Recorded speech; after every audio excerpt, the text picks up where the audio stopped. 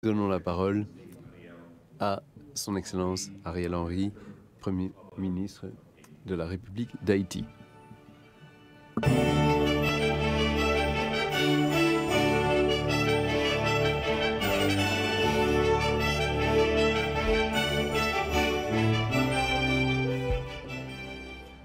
Monsieur le Président de séance, Mesdames, Messieurs, chers collègues, chefs d'État et de gouvernement, Mesdames, Messieurs les représentants des organisations internationales, Mesdames, Messieurs les membres des pays et organisateurs observateurs, Mesdames, Messieurs les membres de délégation, chers invités, Mesdames, Messieurs.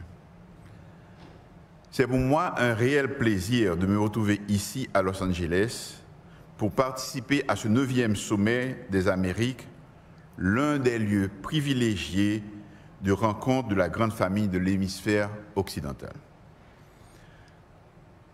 Permettez-moi d'adresser au nom de mon pays Haïti et de la délégation que je préside mes plus vifs remerciements aux dirigeants et au gouvernement du pays hôte pour la qualité de l'accueil qui nous a été réservé.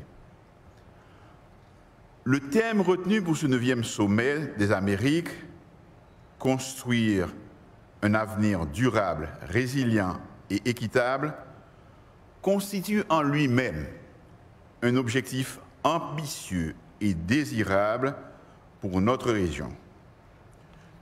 Je tiens ici à féliciter les cadres qui ont travaillé et contribué à l'élaboration des divers projets d'engagement. Si nous arrivions à transcender les égoïsmes nationaux et à nous engager réellement tous ensemble, à faire en sorte que ce thème ne soit pas seulement un slogan vide de contenu ou un simple vœu pieux, quelle serait belle notre Amérique, de l'Alaska jusqu'à la Terre de Feu, en passant par la Caraïbe. Imaginez que nous nous mettions tous à construire une Amérique unie, intégrée, dans laquelle nous ferions disparaître la misère, la pauvreté, les inégalités et la violence. Imaginez une Amérique où les richesses seraient réparties équitablement, où personne ne serait laissé de côté, où l'insécurité alimentaire et la faim auraient complètement disparu. Une Amérique où les règles démocratiques communes du vivre ensemble permettraient à tous les citoyens de vivre dans la dignité et dans le respect des droits de tous et de chacun.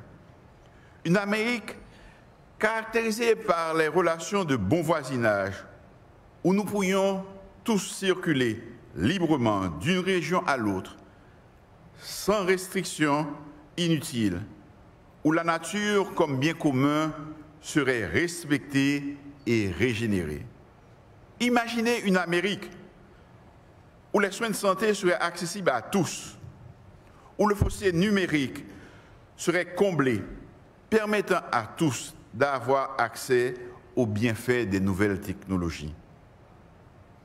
Elle serait vraiment belle, notre Amérique, avec sa diversité de paysages, de peuples, de races, de cultures, de langues et de modes de vie. Mais, malgré les complexités et les difficultés des réalités politiques au quotidien, il est de notre devoir de penser l'avenir et de commencer maintenant à poser les bases de ce que sera notre futur et celle des prochaines générations. Notre monde devient de plus en plus dangereux et les menaces de remise en cause de ce qui nous a permis jusqu'ici de vivre ensemble dans une paix relative sont bien présentes et se concrétisent tous les jours.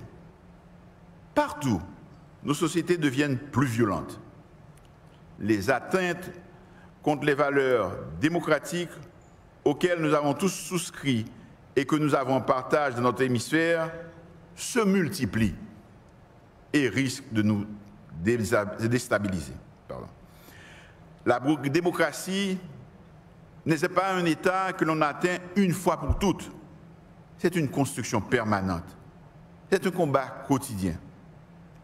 Il nous incombe de la défendre et de la renforcer.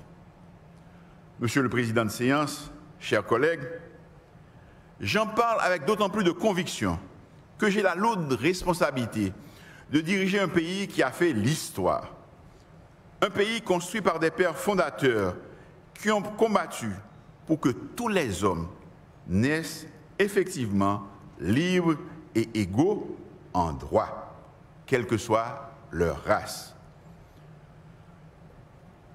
Je parle de démocratie, je parle de construction de l'avenir, parce que dans mon pays, la démocratie a reculé et que l'avenir paraît sombre et le restera si nous ne faisons rien pour poser aujourd'hui les bases pour un lendemain meilleur.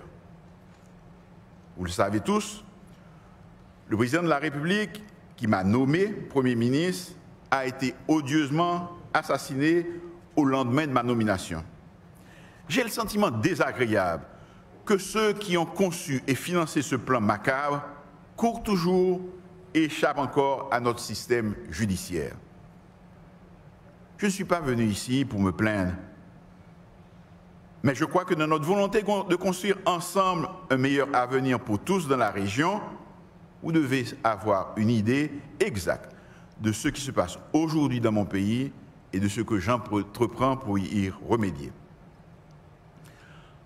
Mon pays est actuellement soumis à une insécurité alimentée par des gangs armés qui volent, qui violent, qui tuent et kidnappent des nationaux aussi bien que des étrangers. Par leurs actions criminelles, ils sont parvenus à empêcher la libre circulation des personnes et des biens. La péninsule sud, victime du tremblement de terre du 14 août 2021, est pratiquement coupée du reste du pays. Nos institutions démocratiques se sont effondrées. Cela fera bientôt une année que depuis je suis à la tête d'un gouvernement de consensus issu d'un accord politique entre des forces politiques antagoniques et des secteurs de la société civile.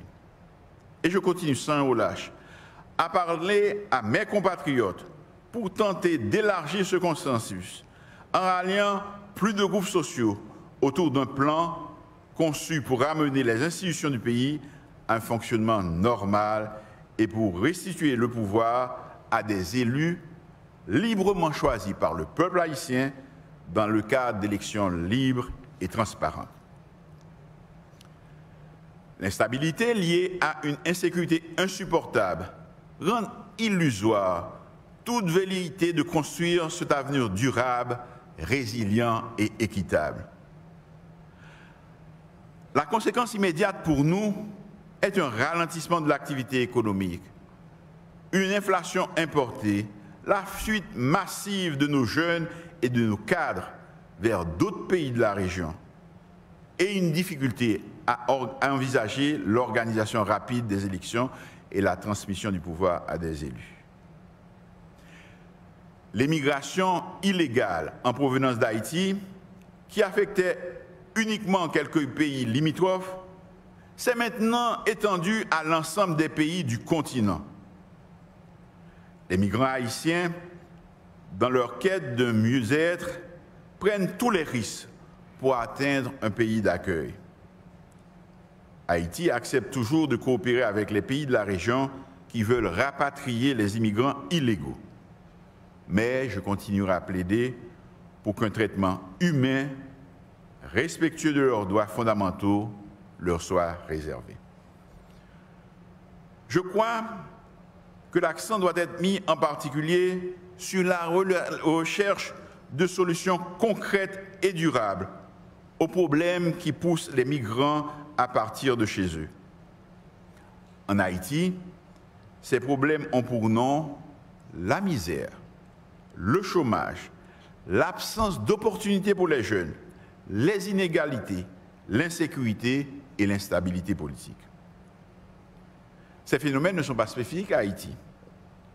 Mon pays, comme d'autres dans la région, ont besoin d'investissements massifs, créateur d'emplois stables et se doit d'offrir à notre jeunesse et aux candidats à l'immigration illégale des opportunités et des raisons d'espérer un avenir meilleur.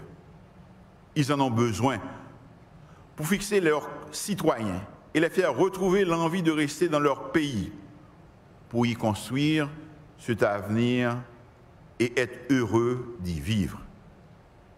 C'est ce que j'appelle la sédentarisation des citoyens dans leur pays. Monsieur le Président de séance, chers collègues, pendant ce 9e sommet des Amériques, nous avons entendu beaucoup de propos encourageants et des promesses généreuses. J'ai la conviction qu'en dépit d'une conjoncture difficile, le pessimisme de l'intelligence doit céder la place à l'optimisme de la volonté. Haïti croit qu'il est de notre intérêt dans cet hémisphère de tout faire pour tenir nos promesses et qu'ensemble, nous pouvons effectivement construire un avenir durable, résilient et équitable. Je vous remercie.